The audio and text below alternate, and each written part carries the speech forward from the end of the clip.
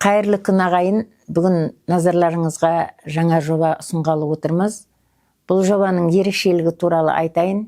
Біздің қазақта мынадай мақал бар: өзге елде сұлтан болғанша өз еліңде ұлтан бол дейді. Ал біздің бүгінгі қозғағалы отырған тақырыбымыз бұған керісінше, өзге елде сұлтандық дәрежеде жүріп, өз еліне соншама орасан зор қызмет еткен және бірнеше ұлт өкілдеріменен достық қарым-қатынаста болған Хиуа ханы Мұхаммед Рахим II бұл кісінің осындай асыл тұлға екенін бағалап, бегілер бегі етіп тағайындаған. Одан кейін осы Маңғыстау қазақтарының, кіші жүз қазақтарының бас биі болған Жаншораұлы Жұмағанбет бабамыз туралы әңгіме болмақ. Енді осы біздіңге қонаққа сол Жұмағанбет атамыздың шөбересі Назар Қожа ағамыз келіп отыр. Аға, қош келдіңіз. Аға, енді бір әдемі әңгіме өрбітейік. Осы негізінде атасын айтқаннан ас болмас дейді. Енді сіздің өзіңіздің ұруыңыз жөнінде осы Жұмағанбет Жаншора атамыз кім болғаны жөнінде әңгіме өрбітейік осы. Жарайды. Енді оның бәрі тарихи өткен өмір ғой енді. Біздің әсіресе біздің мына ұруымыз мына Адайдың ішінде Тәзіге деген ру болған. Мынау жоғары жақта, Орал жақта, Атырау жақта болған ғой аталарымыз. Баяғы Исатай Махамбет көтерілісі кезінде патша үкіметіне қарсы көтеріліс көп болған. Сол көтерілістің бел ортасында жүрген ұруданбыз біздер. Соларға жаңағы қару-жарақ жасаған аталарымыз сондай қызмет істеп соғысқан ғой бірге. Соның қатысқан үшін қудалауға ұшыраған ғой аталарымыз. Жаншора атамыз, сонау Тұяқ атамыз, Арғын әкесі сондай қудалауға ұшыраған пайдаланып, сол Орта Азияға қарай қашқан ғой, өтіп кеткен. Сол қудалауға ұшырағасын. Енді олар тірі қалу үшін. Сонда Тұяқтан 9 бала болған екен, соның 2-і тірі қалып, қалғандары белгісіз енді. Бүгін кетіп қалған шығар. Сондай қиын жағдайда болған. Сосын өткен Хиуа хандығына өтіп Жаншора атамыз бірінші. Ол кезде ұрумен көшеді, қасына бірталай арулас ағайындармен көшіп өтеді. Сол енді Исатай көтеріліс басылғаннан кейін көшеді, қудалауға ұшырағасын. Сол жақта өмір сүреді. Бірақ сол жақта ауылда бірге туған өзінің баласы Жұмағанбет, Жұмағұл 2 баласы болады. Жаңағы Жаншора атамыздың. Сонымен бірге көшеді ғой енді балаларымен. Сосын сол Жаншора сол жерде ол да бірталай тіл білген ғой енді. Орысша оқыған, орысша оқыған, ар жақта патшалық Ресейдің оқып келген адамдар ғой, бәрі сауатты болған. Сосын бұлардың туған нағашысы болған. Жаншораның қайынжұрты Жұмағанбеттің нағашылары Шалбар Сауғабай деген, Үмбет деген атақты шынжыр балақты болыстар болған. Солардың арқасында тірі қалып қашуға көмектескен болу керек. Сол аңыз естуіміз, енді өздігінен жібермейді ғой ол патша әскері. Солардың көмегімен өтіп кеткен дейді Орта Азияға. Қару жасайтын бірталай. Сонау Шәкір атамыздан бастап Шәкір, Апанас, Көпен деген. Сол Апанас деген атамызбен бірге біздің Тұяқ атамыз да сол Жаншора аталарымен бірге өткен бері қарай. Бірақ енді көбісі кейін қарай кеткен, ер тынышталғасын. Біздің атамыз қалған екен, осы жақта Хиуа хандығында қалған, кәсіп істеп. Себебі атадан қалған шеберлік бар, баяғы қару-жарақ жасайтын адамдарға ол зергерлік жасау не тұрсын, сол зергерлік бұйымдар жасап, сондай қылып, сондай өнермен сөйтіп өмір сүре бастады. Сол Жұмағанбет атамызға өтеді ғой сондай өнердің біреуі. Жұмағанбет, Жұмағұл ағасы інісі екеуі жаңағы сондай етікті әдемілеп, жаңағы сексеуілдің тамырымен жаңағы киіктің терісінен әдемілеп тіккен етік, жақсы етік тігіп, сондай қолөнер жаңағы білезік сырға соғады ғой, сондайынан өтеді де Хиуаның базарында сондай біреу келіпті, ол ханның да құлағына жетеді. Ханның ордасындағылар да сондай беретін болып, тапсырыс беріп тіктіретін болып тұр ғой. Соны көрейін деп шақыртатын ұқсайды жаңағы атамызды. Соны атам жаңағы ең кезде ірі кісі болған ғой, ірі тұлға. Сонда 2 атпен жүреді деп еститін едік, аты осы. Бір ат көтере алмай 2 атпен жүреді екен жаңағы. Онда ол туралы да аңыздар бар, газеттерге жазып жатыр. Содан жаңағы хан кеудесіне қарап, несіне қарайды, сен мынадай әдемі шеберлік, сен мынадай кеудеге қарап, сен мен басқа жұмыс берейін саған. Мына қаладан неден Хиуаға келген неден салық жинайсың деп ағасы екеуін, інісі екеуін сөйтіп салық жинап шығып тапсырып жұмысқа алады да, жалпы жұмысқа береді. Содан салық жиналады. Бұл енді қырдан келген қазақ бұрынғы салықшылар енді жарысын алып қалатын болып тұр ғой. Анау тез қанбасты болып, қан кәдімгі риза болады. Мынау салықшы келіп жақсы болды бізге. Қанба күнде толып жатыр деп сөйтіп шақырады қонаққа. рахметін айтып, сен келгелі жақсы болды деп жаңағы мақтап, екеуін ағалын екеуін сөйтіп мақтайды да, сосын қонақ болады ғой. Сол қонақта отқанда енді сол жерде енді палау ғой жейтіндер, күріш. Иә, өзбек табақтас болып өзбектердің тамағы сол, ұлттық тамағы. Сол күріш жеп отқанда жаңағы қанның сақалына 3 түйір күріш түсіп кеткен ұқсайды. Сосын жаңағы атамыз рұқсат сұрап шығып кетті. Мына қазақ не істеп жатыр деп рұқсатын береді. Барып естен шығады, ассалаумағалейкум қайтадан кіреді. Ат тақсыр дейді, атың болса айт дейді. Бадай деген тоғайдың ішіне 3 мүсәпір кіріп кетіп шыға алмай жүр, соған бір көмек берсеңіз деп айтты дейді. Соның қан ойланып қалады. Сақалын сипайды, сақалын шықты ма, мүсәпіріңіз шықты тақсыр дейді. Отырыңыз дейді. Содан бәрі тарқағаннан кейін айтады, мынандай тапқырлықпен, мынандай мен сені бүгіннен бастап бегілер бегі қылып сайлаймын дейді. Мына отырғандар бектердің біреуі ондай әңгіме айта алмайтын еді, сіз маған тіке айтып отырсыз деп жаңағы бегілер бегі сайлаған ұқсайды. Содан кейін сон бегілер бегі деген ол жаңағы бектердің үстінен қарайды, сондай бір үлкен лауазым болу керек ханның. Солай деп жазылған тарихта. Соны бұрын еститін едік осындай әңгімелерді. Бірақ оны біз жыршылар жазған, жаңағы Сәттіғұлдың несінде бар, Сүгірдің де жаңағы термелерінде кездеседі. Жаңағы біздің руда айтса, екі атамыз айтады, Жұмағұл, Жұмағанбет деп. Сол бегілер бегі болған туралы. Содан басқа ештеңе білмейтін едік. Сосын біздердің тұқым болдық, енді ол көп әңгіме. Ол әкеміз одан қалған, біздің әкеміздің өзі оны жасырып келсе, оның өзі қудалауда болған өмір бойы. Ол туралы енді тағы да болатын шығар сұрақтар айтамыз. Мен Жұмағанбет туралы айтып отырмын ғой. Аға, енді бұл жаңағы Жұмағанбет атамыз бегілер бегі қылып сайланады ғой. Бұл жаңағы Хиуа ханы жаңағы Мұхаммед Рахим екінші. Бұл кісінің енді даналығына, біліміне сол кезде бірнеше тілді білген деп естиміз. Бірнеше тілді білген ғой. Сонымен бірге сол Хиуа ханы қадірлеп үлкен сыйлықтар берді дегенде естиміз. Соның бірі жаңа Бадай тоғайы. Тоғайды берген ғой, ел сенде болады. Сосын алтындалған қыны бар қылыш. Қылыш берген дейді. Және кемер белбеу берген. Ол Бұхарада музейде тұрған сыйлады дейді.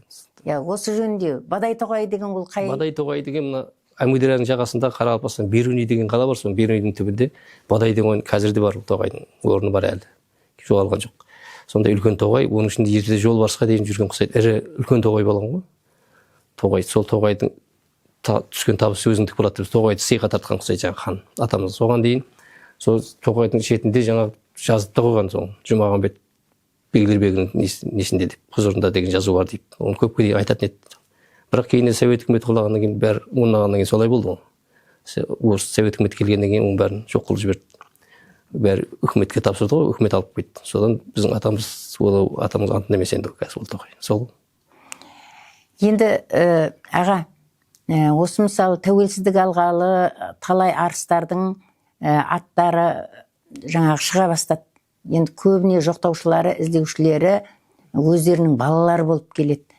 Енді сол кейбіреулер енді өздерінің әкелерін бір жаңағы анау аңыздардан айтып, енді әркімге өз әкесі мықты, әрбір қазақ текті, енді ол да дұрыс шығар. Бірақ бізде осы мына Жаншоралы Жұмағанбет атамыздың бұл есімі тек қана біздің жаңа жыршы жыраулардың жырларында жаңа Ыбырайым Ақын Құлбайұлының, Сәттіғұл Жанғабылұлының биыл мерейтойы тойланғалы отырған Сүгір атамыздың тағы да басқа жыршылардың атында аталып жүр, атағы аталып жүр. Сонымен бірге бұл архивтік құжаттарда бірталай сақталған екен бұл кісінің есімі, қандай қызмет атқарғаны. Бұл кісі орыс Ресей патшалығы, мынау сірә Өзбекстан, түрікпендер, қарақалпақтар, тағы өзбектер, бірнеше ұлттың арасында достықтың дәнекері бола білген екен, бұл кісі. Бұны бірінші зерттеп, осын шығарып отырған кім? Осы туралы айтайын. Оны зерттеген алдын ала рахметімді айтамын. Соны іздедік қой біздер. Іздейік, кітаптарда бар. Жыршылардың бәрі айтқан, бірақ оның Хиуа жақта болған, Хиуаға барайық, документтер қалған шығар мүмкін. Ондай ірі лауазымдағы адам болу керек қой архивте деген оймен ініміздегі іздедік. 3-4 жыл, 5-6 жыл іздедік, бардық. Бір жылдар сәтім түспеді. Соның былтырлар 1-2 жылдықта сәт түсті. Себебі бір Баймұрат Опаев деген бір жігітпен тап болдық. Жаңағы Қарақалпақстанның сондай ғылыми университетте институтында жұмыс істейтін жігіт екен. Сонымен таныстық, архивті зерттеген. Соның материалы газетке шығыпты. Ол өз журналға шығарған, неге журнал мынандай. Осы журналға материал басқан, өз диссертация қорғаған ба, өз сол туралы материал жинап жүр екен да өзі. Сол тап болды біздің бақытымызға. Соның арқылы ол Ташкенттен жаңа өзінің шығарған несін, зерттеген несін бізге берді, копиялады, қазақшалап. Соны оқып, сосын біз мәз болды табылғаннан. Сосын оған тапсырып айттық енді, ол бірталай не архивтің документ жинаған екен. Біз Жұмағанбет туралы 5-6 документ. Сол жинаған документтерді әкелдік, ауылға қуандық, бәріміз таптық, атамыз деп. Енді тарихи құжат қой, архивтен алғансын. Соны өзі араб тілінің маманы екен, сол өзі аударып, архивтен сөйтіп әкеліп бізге берді ғой. Біз барып алдық сол жақтан. Содан келсек, келіп мына жерде өлкетанушыларды сөйне айттық осындай адам. Сол Нұрболатұлы деген жігіт бар екен, соны өлкетанушы сол жігітке айттық енді, осындай тауып жатырмыз. Менде де бар оның бір жақ деп, онда да бір орысша түрі бар екен. Орыс тілінде шыққан жаңағы соның именно сол біздің атамыздың несі бар екен, архивный документ. Сол тапқан архив. Енді архив документтерге бәрі жазылды ғой, жатқа бәрін айта алмайық. Неше 5-6 несі бар. Тапқан, әлде де табамыз деп ойлаймын, себебі мөрді басып растаймын деген сөздері бар. Соған қарағанда мөрі болған. Оны архивтен іздетуіміз керек, оның жұмыс көп. Өзбекстан басқа республика ғой, оған барып іздету керек, табу керек, оның көп жұмыс әлі іздейтін. Солай деп табылады деп ойлаймын мен әлі. Себебі табылғаны осы шүкір болғанда. Иә, өте бұл керемет, бұл атамыз туралы бір архивтік 5-6 құжатта сақталған екен. Я бұл жөнінде жаңағы ұлттық Қарақалпақ ғалым жігіт өзінің диссертациясын қорғаған, және біздің өзіміздің Маңғыстаулық Нұржігіт Нұрболатұлында да бұл орыс тілінде жаңағы құжаттар бар екен, архивтік құжаттар. Бұның енді атамыздың деген жаңағы елге үлкен орасан қызметін жасағаны сол архивтік құжаттарда көрінген екен. Архивтік құжаттарда таңбаланыпты. Бұл жаңағы архивтік құжаттарды неткенде мына бүйтіп қарап отырсақ, 1873 жылы Хиуа хандығы аумағында дейді 5000 түтін немесе 25000 қазақ тұрған дейді. Олар негізінен Қожелі, Көніргеніш және Қоңырат бекеттерінде өмір сүріпті. Бұл жалпы халықтың 1/3 құрады дейді. Міне осы кезде, мысалы, сол кезде мына отырықшы өзбек халқының арасында көшпелі қазақтарды мен қарақалпақтары өте көп кездескенін мына орыстың саяхатшылары, ғалымдары да жазған екен. Енді бұл кезеңнің өзінде бір жаңағы, енді соншама халық болып тұр ғой, соншама халық өскен халық, оның бір жағында енді түрлі нәубеттермен соны архивтік құжаттарды саралайтын болсақ, Жұмағанбет бидің өлшеусіз еңбегі осы халыққа көрсеткен, бегілер бегі болып жүріп. Сонда бұл жаңа Хиуа хандығы аумағындағы қазақтарға, қазақ қауымына көп қызмет жасаған екен бұл кісі. Оның жаңа бірінші құжатта, екінші құжатта қандай қызмет көрсеткендігі ол мына нақты сараланып айтылған. Енді оның барлығына жаңағы тоқтаудың мүмкіндігі жоқ қазір. Енді жалпы осы жаңағы айтып отырғандай, мына біздің өзіміздің халық ақындарының жырында Жұмағанбет, Жұмағұл, манадан бері біздер Жұмағанбет туралы айтып отырмыз. Бұл Жұмағұл деген кісі кім болған? Енді інісі ғой, екеу. Ол кезде енді інісінің қасына жақын адамның қасына алып жүреді ғой сірә. Ол бір өзі белгілер жасау, жұмыс жасау оңай емес қой. Өзі тумаластарын, ағайындарын алатын, соның қасында інісі болған ғой, сол қосып айтатын болған. Жұмсайтын інісі болған шығар, өзінің бірге өкшелес інісі ғой қасында жүрген. Сосын бірталай ағайындар да болған. Аңыз әңгімелер бойынша естігенбіз. Документте де солай жазылған ғой. Жаншоралы Жұмағұлда сол бірталай қазақ ауылдары болған сол жерде. Солардың арасында болған. Осы неде жаңа кіші қазақтары Маңғышлақ приставының Әмудария бөлімі әкімшілігінің Хиуа хандығының арасында көшпелі жартылай өмір сүргені айтылып жатыр. Енді бұл кез тынышсыз саяси ахуал өте күрделі кезең болған екен. Сол енді қай әкімшілікке барса да қазақтар ол кезде салықтан қысылған, керуендер тоналған, енді әртүрлі ұлтта қарақшылар болады ғой. Сосын адамдарын өлтіріп отырған осы шиеленіскен жағдайда Жұмағанбет би қазақ пен орыстың, қазақ пен түркменнің, хан мен бұқараның арасында сол арағайын болып, делдал дипломат болып көп қызметтер атқарған екен. Осы сонда мына документтерде мына Маңғышлақтан Хорезм атырабына адай рулар қоныс аударған соң сол елге бас би болып тағайындалып, үлкен жауапкершілікті қызметтер атқарып, құндауын даулап, өзінің сөзін барлық уақытта сол жердегі жаңағы билеуші өкілдерге, тіпті мін жақтағы Ресей патшалығына да өткізіп хат жазып отырған екен. Енді бұның барлығын дәлелдеген мына архивтік құжаттар. Мысалы осындай бабамыздың жаңағы үлкен орасан еңбегін енді ұрпақ білуге тиіс. Және мына біздің қазақта айтады ғой, тектіден текті туады, тектілік тұқым қуады деп. Ол кісінің ұрпақтарында да мысалы көп елге қызмет арнаған екен. Енді сіз соған тоқталсаңыз. Жұмағанбет атамыздың ұрпақтары жөнінде айтып беріңізші. Ұрпағы Жұмағанбеттен екі бала болады. Қожатілеу Ақмолда деген. Енді сол Ақмолдасы енді сәл енді ауру шаңда ол кісі болған сөйтті. Енді ол көп бұдан болмады. Ақмолдадан бір түйір бала туады, Рейім деген ағам. Ол Рейімнен қазір 4 баласы бар, Құдайға шүкір ұрпағы бар олардан. Қожатілеуден Жұмағанбеттің Қожатілеу, сосын Өтеп деген 2 баласы болады. Ақмолда Қожатілеуден Өтеп пен Көкжүрсін деген 2 бала туады, Қожатілеу атамыздан. Ақмолдадан Рейім туды. Сол Көкжүрсін менің әкем. Ол Көкжүрсін ол САГУ-ды бітірген, САГУ орталық Азия университетін жаңа недегі, Ташкенттегі. Соны бітіріп, сосын інісі Өтепті соны бітіріп, ол орыс язык факультетін бітіріп мұғалім болған. Мектепте завуч болып істеп жүргенде 43 жылы соғысқа сұранып кетеді. Менің әкем 36 жылы сол бітіріп келіп, сол Түркменстанның Мар облысында әртүрлі қызметтерді атқарады, жаңағы юристик қызметке атқарып жүргенде сот болады, прокурор болады, ұқсайды енді архив документі. Сосын начальник милицияның бастығы болады 37 жылы соны милиция байдың баласы деп 37 жыл бәрін ұстады ғой, халық жау деп, сонда оқығандардың бәрін. Сонда біздің әкемізде сонда тұтқындайды. Байдың баласысың, ар жағы сондай Бегдербегдің баласысың деп. Содан Ташкент тас түрмесінде 9 ай жатады. Сол жерде жатқанда өзінің бірге оқыған досы Ташкенттегі жаңағы Файзулла Ходжаев деген Өзбекстанның жаңағы несі, сол келіп, өзі келіп документ сұрап алып, бетіме свет жағып қойып сұрақ береді дейді. Орысшалап сұрап отырып, анандайсың ба, мынаны мен ешкім сәлемен атады ғой, несін айтамын деп ешкім айтпай отырмын дейді. Жоқ, мен не помню деп отырмын дейді орысшалап. Есімде жоқ, кімге оқығанмын деп. Сосын свет мен бетіме өзінің светін жағып қалса, қарасам өзім досым баяғы сұрақ беріп отқан дейді. Көптен көрмеген ғой, бірге оқыған баяғы. Сол деласын сұрап алып, сен білген енді, сен енді жақында атылатынын біліп, мен сұрап алдым.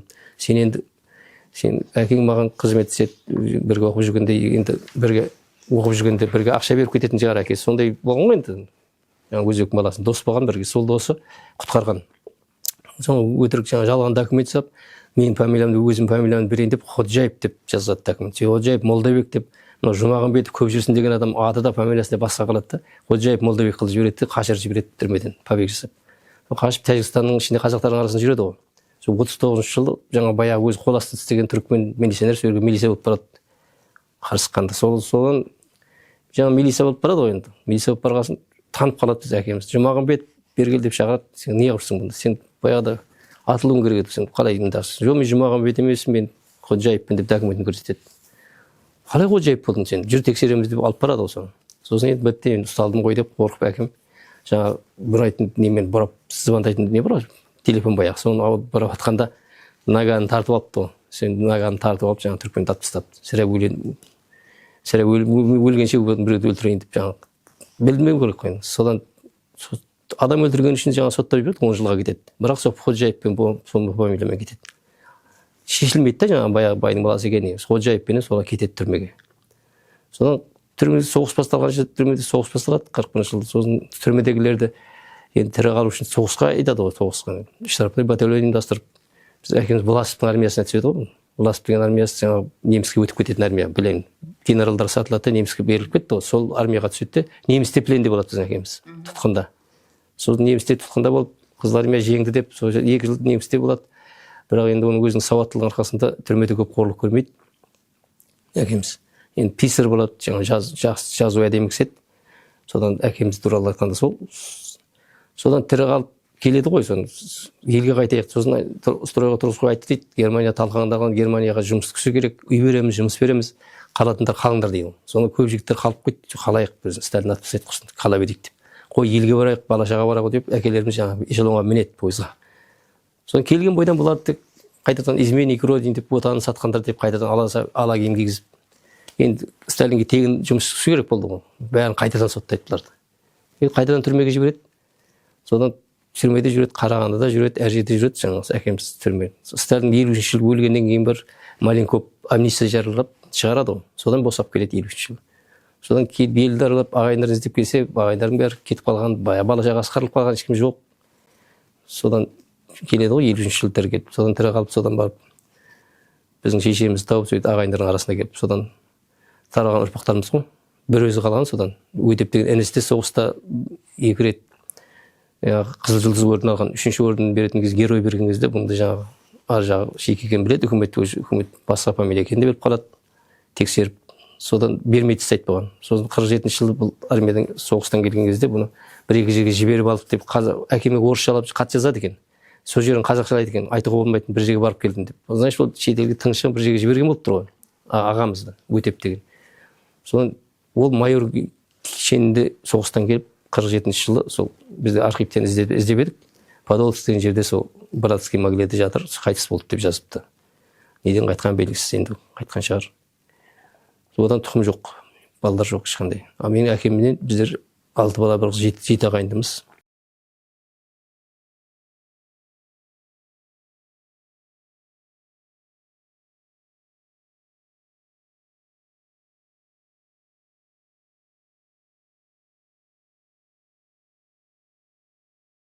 Біздер жаңа үлкен ағамыз Түркменстанда туылған. Мен үлкен бір ағам. Мен 2 ініміз Тәжікстанда туыламыз. Тәжікстан жақта қайтадан бар. Сосын 2 ініміз Қарақалпақстанда туылған. Інім мен қарындасым бір кішкентай, ол Тамдырдың, Бұхараның Тамды районында туылған. Әрқайсымыз көшіп жүрген де енді уже. Қашып жүру жаңа КГБ-дан сәл тексеріп келеді, сосын көшіп кетеді. Бірақ қай жерден табады ғой үкімет. Сол ең соңында сол Қарақалпақстаннан Бейнеуге көшіп келіп, Бейнеуде қайтыс болды ғой. 85 жылы әкеміз. Бірақ көп әңгіме айтатын еді. Жаңағы үлкен кісілер жиналып алып Сталинді мақтайды. Ол бір шенелмен кеткен адам, керемет адам еді деп. Әкем қарсы шығып отыратын еді. Сонда әкем айтатын, шалдардың бәрі Сталин мақтайды. Сіз не жаман десем, ай қой балам, ертең түсінесің. Сталин кім мақтаса да қазақ мақтамау керек деп сөйтейді да. Мен түсінбей қалатын едім. Баламыз ғой. Сөйтіп айтатын еді. Шындығында қазір солай болып жатыр ғой. Оказывается, сондай қиыншылықтарды көрген екен ғой бәрін. Сол тұқымның қысқаша. Сонымен аға, сіздің осы 2 ініңіз ғой ауған соғысына қатысқан. Құралды жаңа айттық. Осы Маңғыстаудың мәдениет саласына, Маңғыстау облысының мәдениет саласына үлкен еңбек сіңірген жігіт енді. Енді Құралдан үлкен бір үйден 2 жігіт кетті ғой, енді 2 ауған соғысына кетті. О заманда тек бір үйден 1 адам алатын болған, бірақ біздің үйде неге екенін 2 бірден кетті Ауғанстанға. Із-ізінен. Бірінші сол Сәндібай дегенім бірінші барып түсті. Бірінші 79 жыл басталған кезде. Сол 2 жылдан кейін сол жақын бітейін деп тұрғанда бір аяқ бір қолынан жаралы болып, сосын госпитальға түсті олар. Сосын аяғын кесіп тастайын деп жатқанда сол жерде Международный Красный Кресттің врачтары жүрген, солар сұрап алған ғой, мына біз эксперимент жасайық деп, аяғын кестірмей, аяғына титановый жилік салып, темірден жилік салып, аяғын кеспей аман қалады. Содан 4 жылдай емделіп Ташкентте жатты, Ферғанада жатты, госпитальда, Тағаташта жатты. Содан тірі келді.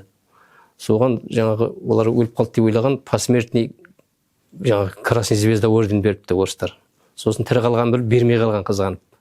Сосын осы жақында осы 10 шақты жыл болды, іздеп келіп, Ресейдің елшілігі іздеп келіп әкеліп тапсырып кетті Қызыл Жұлдыз орденін. Қызыл Жұлдыз деген енді батырға берілетін орден ғой. Шынында да қиын замандар болған, екеуі де соғыстың бел ортасына барды ғой, нағыз басталған кезінде барды бастады. Кейінгідер енді кейін жеңілдеу болған ұқсайды. Бірінші барғандардың көбісі қайтыс болды ғой, бірге кеткен балдардың. Бірақ олар тірі келді екеуі де. Сонда ерлік көрсетті, бірақ соның зардабы екеуі де ерте кетті өмірден. Бірінші 20-шы жылы кетті, бірінші ініміз үлкен, сол пандемия басталып жатқанда бірінші болып үлкен. Жақында жаңа Құрал ініміз де кетті ғой. Екеуі де марқұмдар, иманды болсын. Сол ерлігін айтып жатырмын, енді ол Жұмағанбеттің тікелей ұрпақтары ғой, Бегдербегінің. Әкеміз қандай қиыншылық көрді, бірақ балдарын қиыншылық көрмедік те, бірақ жаңағыдай екеуі де соғысқа барды. Осындай не заманда соғысқа барып келді ғой, екеуі де соғысты көріп келді, қан көріп жаңағы жаралы болып келді, бір аяқ бір қолдан жаңағы үлкен. Соның батырлық атағын беріп, содан жақсы ұрпақтар бар, шүкір өсіп жатыр, жақсымыз. Аллаға шүкір дейміз. Көп рахмет сізге. Иә, аға, мына сіздің әңгімеңізден, жалпы өзіміздің танысуымыздан, бұл Жұмағанбет Жаншораұлы атамыз, бұл тек адайдың емес, бұл тек қазақтың емес, бұл мына бүкіл халықтардың ортасында жаңағы айтып отырған орыс бар, өзбек бар, түрікпен бар, қарақалпақ бар. Міне осы халықтың ортасында сыйланған біздер үшін, қазақ үшін зор мақтаныш, ұрпаққа үлгі ететін тұлға, асыл тұлға деп есептейміз. Және ұрпақтары да қарасаңыз, бұлар сол Жаншора атамыздан бастап Исатай Махамбет көтерілісіне қатысқан. Бұлар қарасаңыз, бұлар әрі шебер, әрі батыр, жаңа зергерлікпен, ұсталықпенен бірге мынау ән өнерін, күй өнерін барлығын күні бүгінге шейін ұрпақтар жалғастырып жатыр екен да. Иә, мен енді жаңағы тұяқтан барып санағанда сол шеберлікті ұстап қалған, жаңағы зергерлікті ұстап қалған, Бейнеуде Сатыбай деген ағамыз өтті өмірден. Керемет, ол пышақ соғады, бөрік тігетін еді, өзі тігеді. Оның әкесі Ерғали деген кісі, ол да серіксі болған, аттың жабдықтарын өзі тігетін, онда шебер адам. Ұрпақтан жалғасып келе жатыр ғой, Ерғали атамыздан Сатыбай ағамызға келді. Сатыбай ағамыздың балдарында да өнер шебер балдар бар ішінде. Бұл шынымен тек қуа деген сөз, зергерлік әлі келе жатыр артымызда. Онда шүкір, иә. Әншілік өнерде солай. Әншілік өнерде соларда болды. Сер болғасын бәрі болады, 8 өнерде. Жет өнерде аз дейді ма? Рахмет. Керемет жағдай мына арада тағы да мына жақсы адам ол ұлтқа бөлінбейді. Сонда біздің көп жүрсін әкемізді өзінің бірге оқыған курстасы жаңағы Орталық Азия, Ташкенттегі Орта Азия университетінде бірге оқыған досы ату жазасынан құтқарып тұрады. Міне қараңыз, өзбек пенен қазақтың достығы бұл арада. Сол кезде енді мысалы бір қызығы өзінің Файзолла Қожаев бұл кім? Бұл Файзолла Қожаев аға Өзбекстан Республикасы халық комиссарлар кеңесінің төрағасы болған адам. Ол өзінің фамилиясын беріп тұр. Енді бір қызығы сол комиссарлар Совнаркомның фамилиясы әлгінгі шейін сіз Назар Қожа, анау біздің Қазақстанға белгілі өнерпаз ғой енді, мықты әнші Мұрат Қожа, кешегі ауған соғысына қатысқан Құрал Ходжаев бір өзі бір концерт. Осылардың барлығы Қожаев фамилиямен келе жатыр. Бұл да бір жаңағы өте бір халықтар достығы, азамат денен мықты ер азаматтардың арасындағы мықты достық. Егер ойлайсыз, Файзолла болмағанда көп жүрсін атамыз, мысалы былай қарасаңыз, атылу жазасына кетіп қалар еді. Одан кейін де қаншама жаңағы соқтықпалы, соқпақсыз қиын тағдырды бастан кешіп, бір өзінің тарихы, әулеттің тарихы туралы тіпті кино түсіруге де болатындай. Сәттіғұл Жанғабыл ақын айтқандай, хандармен болған табақтас, билермен болған сабақтас, елінің болған панасы, осы асылердің сағасы деп бағалаған Жұмағанбет атамыздың рухы шат болсын. Одан өрбіген ұрпақтар бүгінгі біздің тәуелсіз Қазақстанға қызмет жасап жатыр. Қадірлі ағайын, осыменен осы жаңа жобадағы асыл тұлға Жұмағанбет Жаншораұлы туралы және оның ұрпақтары туралы шағын ғана осы подкастымыз аяқталды.